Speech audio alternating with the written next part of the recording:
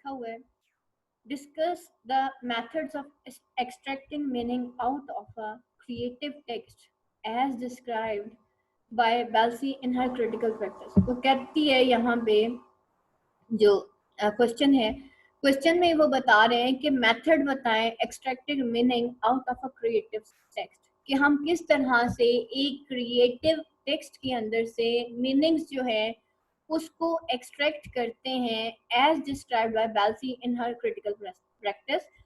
दूसरा क्वेश्चन है, how would you proceed in critical study analysis और evaluating a piece of literature. आप किस तरह से प्रोसीड करते हैं क्रिटिकल स्टडी में, एनालिसिस और एवेलुएशन, एक कैसे हम एवेलुएट करते हैं, क्रिटिकल एप्रिसिएशन करते थे ना हम, कैसे करते थे, एक एक वर्ड को लेके उसके सिंबल्स, उसके इनहेरेंट मीनिंग्स, उसमें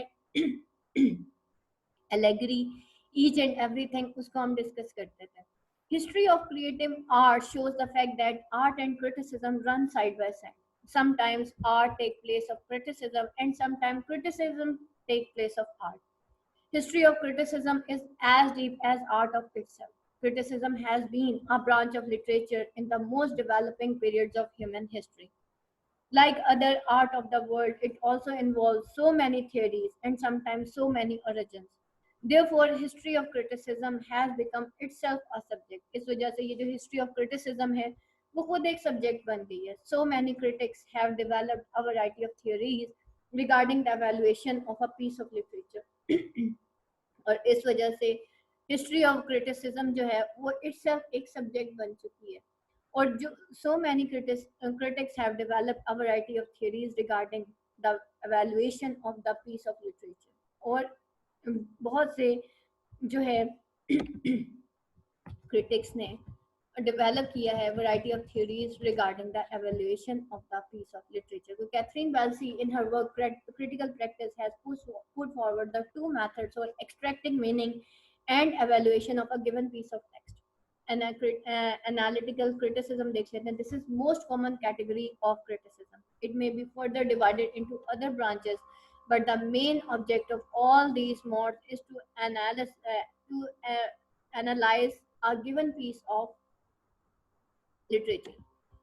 ठीक है, और क्या है यहाँ पे most common category of criticism, जो एनालिटिकल क्रिटिसिज्म जो है ये हमारी मोस्ट कॉमन कैटेगरी है क्रिटिसिज्म की।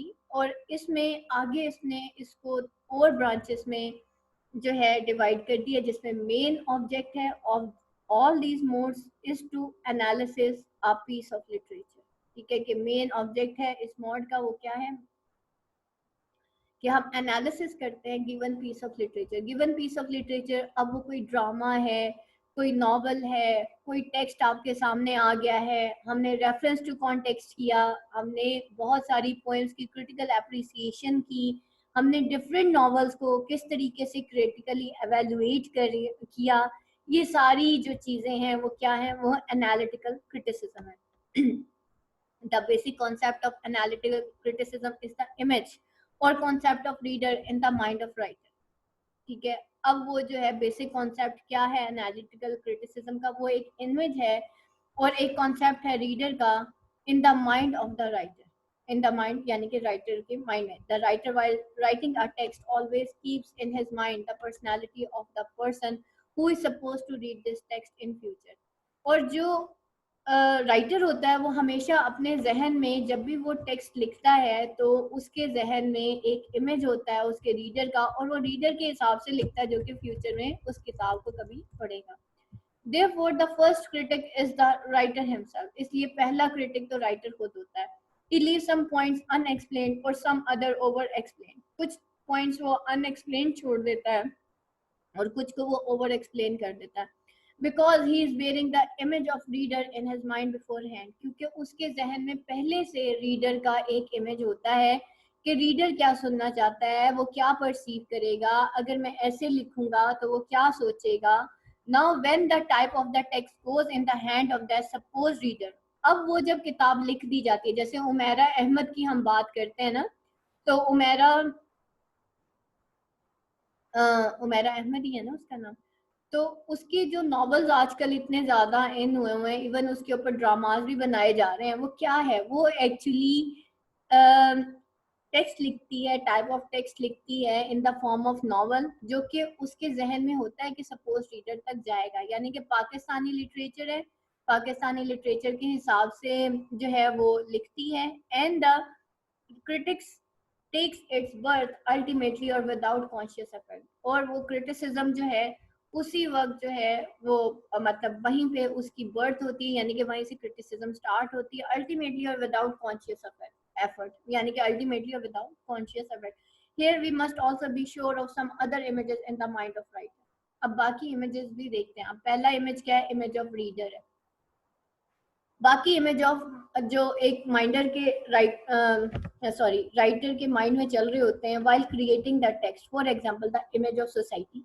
अभी पहले क्या था, इमेज ऑफ रीडर की बात की थी हमने। अब क्या है, इमेज ऑफ सोसाइटी है, the fact he is going to present and the idea और theme of change he supposed to bring in social behaviour of the reader, कि वो फैक्ट जो कि वो प्रेजेंट करने जा रहा है और वो आइडिया ऑफ और द थीम ऑफ चेंज जो कि वो सपोज कर रहा है कि वो इस social behaviour of the reader में लेके आएगा।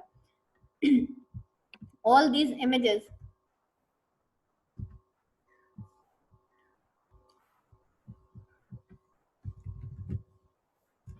all these images together give a kind of realism to the text of a writer.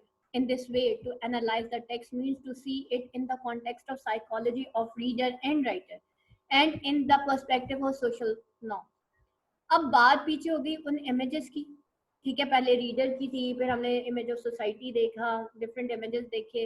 अब वो कहता है अब ये जितने भी इमेज हैं वो एक काइंड ऑफ, वो सब मिलके क्या बनाते हैं, एक kind of realism to that text of writer. वो जो राइटर ने एक टेक्स्ट लिखा, यानी कि रियलिटी बेस्ड ये सारे इमेजेस जब राइटर अपने जहन में रखता है तो that leads towards realism. In this way, to analyze the text means to see it in context of psychology of reader.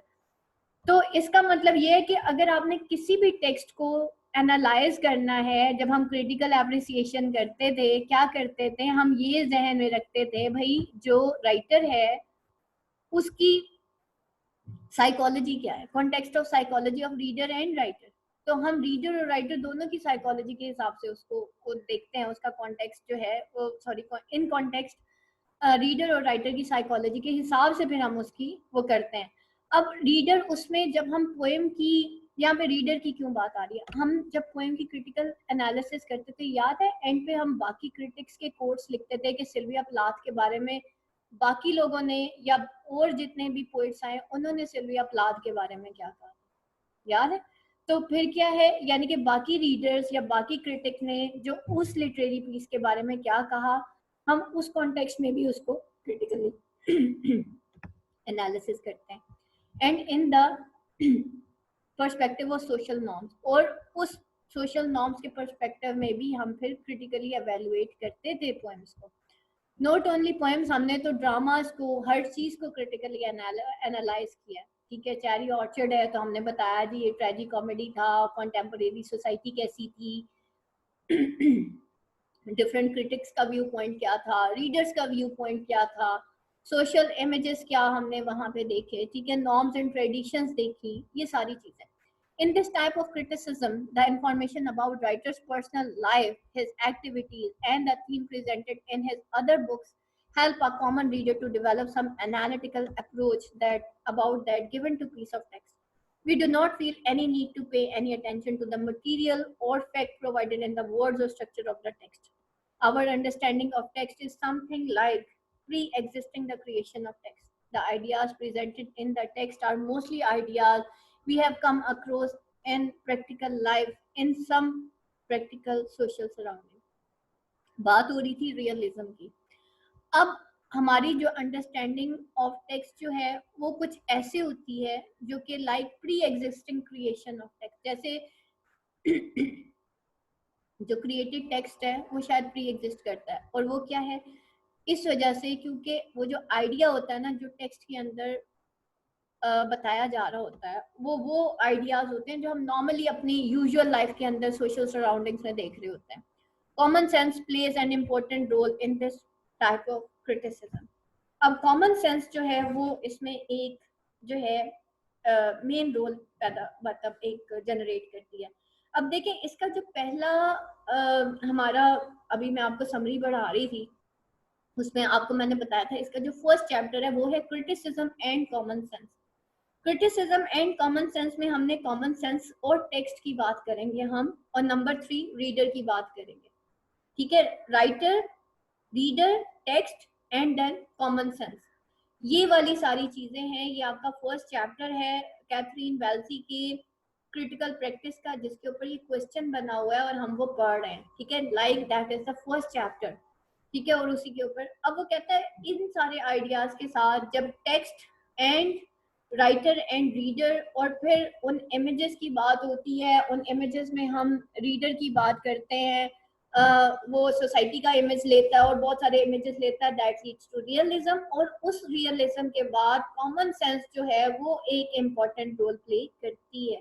ठीक है, तो common sense plays an important role in this time of criticism as it is based on fact given in the text and experiences undergone in social circumstances। और common sense जो है इसमें बहुत important role play करती है, क्योंकि common sense उस facts पे बेस करती है जो कि टेक्स्ट में दिए हुए होते हैं, और एक्सपीरियंस जो कि एक सोशल सर्कमस्टांसेस में अंडरगोन यानी कि चल रहे होते हैं।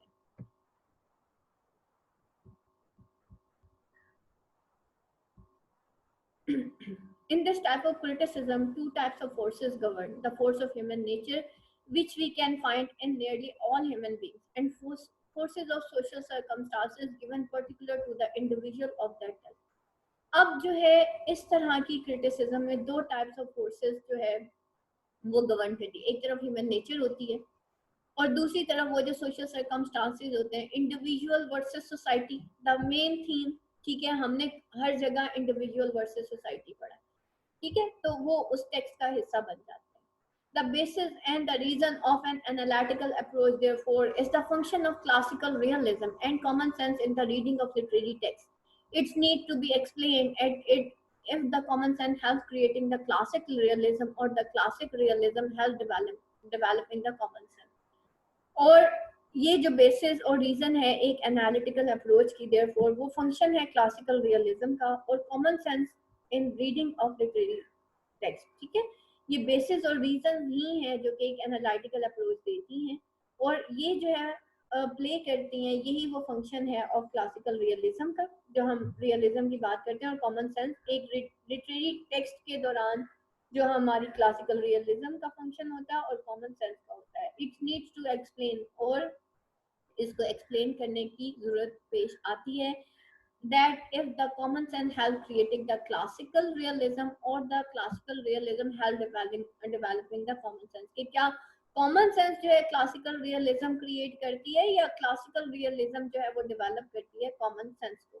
अब ये इंडिविजुअल वर्सेस सोसाइटी जो है हमने बहुत सारे इसमें अभी रिसेंटली हमने हेडा गैबलर भी पढ़ा, उसमें एक इंडिविजुअल थी, ठीक है, जो हेडा गैबलर थी और उसको सोसाइटी उसके सोशल सर्कमस्टांसेस के अगेंस्ट रखा गया था। ठीक है, एक तरह की तो ये हम क्रिटिक देखते हैं ना कि जी उसकी नेचर थी वो मैनिपुलेटिव नेचर थी हेडा गैबलर की। ठीक है, अब यहाँ पे क्या हो गया, दो फोर्सेस थी, एक तरफ इंडिविजुअल वर्सेस सोसाइटी। जो हेडा गैबलर थी वो सोसाइटी में एग्जिस्ट नहीं कर सकी, तो दोनों फोर्सेस एक दूसरे के अगेंस्ट जो है वो फाइट कर रही थी। तो that is one type of जो टेक्स्ट लिखा जाता है वो कुछ इस तरह से लिखा जाता है और उसको एवेलुएट भी इस तरह से किया जाता है। अब हेडा गैबलर हम वैसे भी तो कर सकते थे जी, ट्रेजेडी है, एक औरत थी वो नहीं सरवाइव कर सकती, उसने एंड पे जाके सुसाइड कर ली, दैट्स ऑल। लेकिन व्हाई वी हैव मतलब हमने क्यों वहां पे क्यों मतलब इतना ज्यादा क्रिटिकली एवेलुएट क्यों किया, हमने उसकी थीम्स क्यों निकाली। द रीजन इज दैट वहां पे बेटा क्लासिकल रियलिज्म और कॉमन सेंस अपना रोल प्ले करती है। ठीक है, तो फिर रीडर जो है उसके इनहेरेंट मीनिंग्स जो है उस तक पहुंचता है और फाइनली फिर उसको पता चलता है कि व्हाट इज द फंक्शन। तो यहाँ function of writing this drama और जो भी है, तो बेटा यहाँ पे वो वही बात करता है कि जब हम क्रिटिकली एवेलुएट करते हैं किसी भी टेक्स्ट को, तो उसमें आपकी क्लासिकल रियलिज्म और दूसरी चीज आपकी कॉमन सेंस एक बहुत इंपॉर्टेंट रोल प्ले करती है। और उसमें जो मेन चीज होती है वो क्या होती है, हम दो जो एक normal way of critical analysis है वो क्या है, इंडिविजुअल वर्सेस सोसाइटी, एक ह्यूमन की नेचर है, एक सोसाइटी उसके खिलाफ बात कर रही है। उसके बाद है evaluating criticism. On the other hand, evaluating criticism is totally based on material and facts provided in the text. अब जो है दूसरी तरफ देखा जाए तो ये जो evaluating criticism है वो बेस करती है उस मटेरियल और फैक्ट्स जो कि उस टेक्स्ट के अंदर प्रोवाइड किए जाते हैं.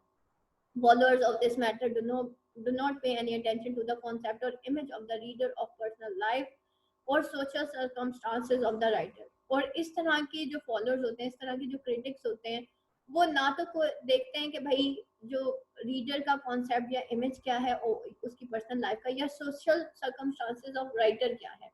They try to find whatever there is of any importance out of study of the text only. वो सिर्फ टेक्स्ट पढ़ते हैं और टेक्स्ट के हिसाब से ही बस वो बात करते हैं कि इसको ऐसे होना चाहिए या वैसे होना चाहिए. In their view, text itself carries all the essential material of understanding. यानी कि वो just confine रहते हैं टेक्स्ट की टेक्स्ट तक और intelligibly. आप ये देखें, मैं आपको एक छोटी सी एग्जांपल देती हूँ. पंजाब यूनिवर्सिटी में आप लोगों का पोइट्री में एक क्वेश्चन आता है रेफरेंस टू कॉन्टेक्स्ट. उस रेफरेंस टू कॉन्टेक्स्ट में हम क्या करते हैं, मैं आपको क्या कहती हूँ, बेटा वो जो 4 लाइनें आती है ना आपके टेक्स्ट की, उस तक कन्फाइन रहना, उससे बाहर नहीं निकलना. वो भी तो क्रिटिकली एवेल्युएशन है ना.